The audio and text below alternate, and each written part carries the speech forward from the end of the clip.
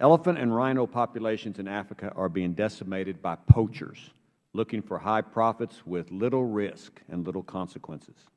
Between 1990 and 2005, poachers killed an average of 14 rhinos each year in South Africa. In 2013 and again in 2014, they killed over 1,000 rhinos each year.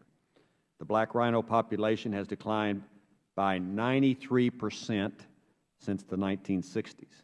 A total of only 5 white rhinos are left in the whole world today. Elephants are in just as much trouble. And I have a slide, and the members of the panel also have this poster in front of you somewhere that you can refer to. As you can see from this map by the National Geographic, there were approximately 1.3 million elephants in Africa in 1979.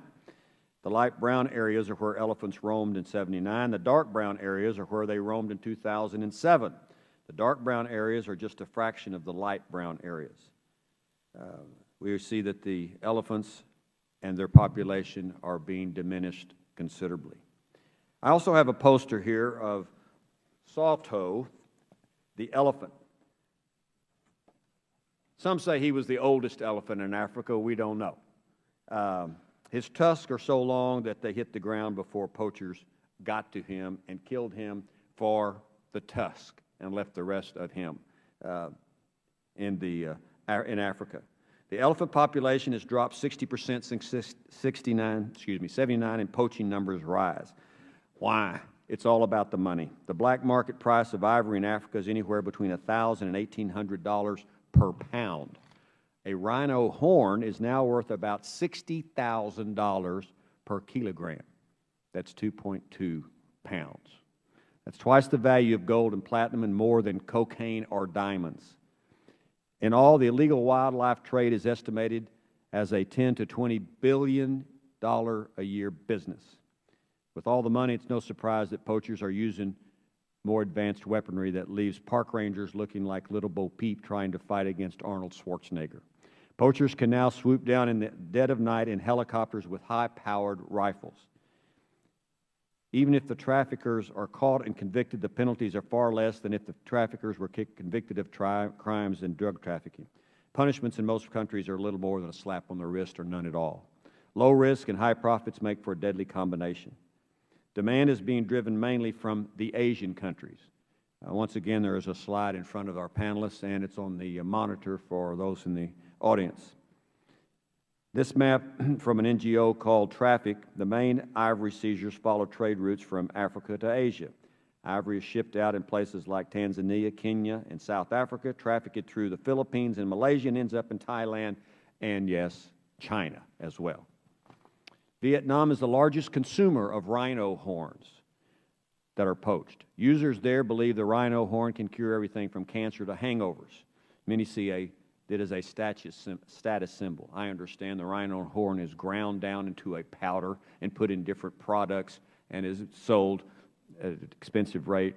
People want it because there is a demand, but they believe there is some magic, so to speak, or benefit from the rhino horn powder.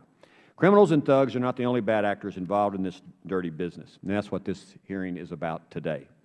Terrorist groups, such as al-Qaeda affiliate al-Shabaab, Boko Haram, the LRA, and others are all involved in poaching.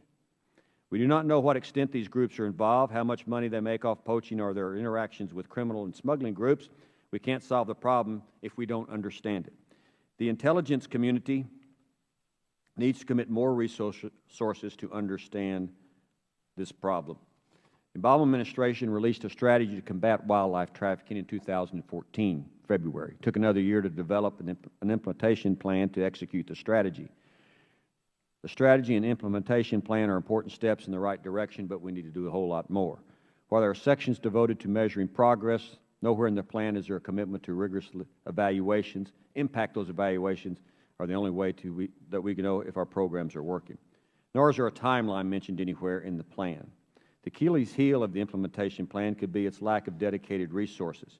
Administration needs to have a cross-cutting budget that outlines exactly how much money we're spending on anti-poaching efforts. There are other steps we can take. One easy step is to increase the penalty for those caught trafficking wildlife, so as not to let them come into the United States. A consular official should be able to reject a visa for those requesting for those that have been convicted of wildlife trafficking. The Treasury Department should aggressively sanction wildlife traffickers. This does not need to be an act of Congress. The administration has the authority to do this. The problem is so bad that those in Africa that are trying to enforce the law have very little resources. They are unarmed. Several of the rangers that work in these national parks are murdered each year. The bad guys have, as I mentioned, helicopters, automatic weapons. They shoot these animals from the air, and there is very little defense of them that is being taken place, in my opinion.